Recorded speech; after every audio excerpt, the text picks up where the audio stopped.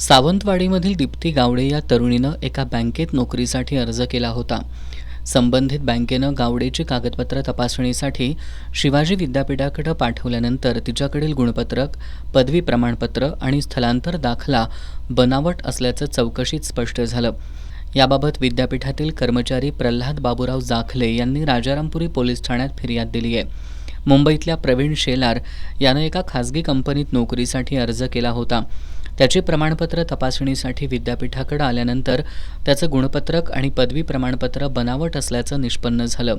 विद्यापीठाचं नाव आणि लोगोचा गैरवापर करून कागदपत्र तयार केल्याबद्दल प्रवीण शेलार विरोधात शिवाजी विद्यापीठाचे कर्मचारी दीपक दत्तात्रय अडगळे यांनी राजारामपुरी पोलीस ठाण्यात फिर्याद दिली आहे. आठवडाभरात शिवाजी विद्यापीठाशी संबंधित कागदपत्र बनावट पद्धतीनं तयार करण्यात आल्याचे 3 गुन्हे राजारामपुरी पोलीस ठाण्यात दाखल झालेत. यामुळे विद्यापीठ वर्तुळात खळबळ उडाली असून विद्यापीठाशी संबंधित बनावट कागदपत्र तयार करणारं रॅकेट सक्रिय असण्याची शंका व्यक्त होतीये.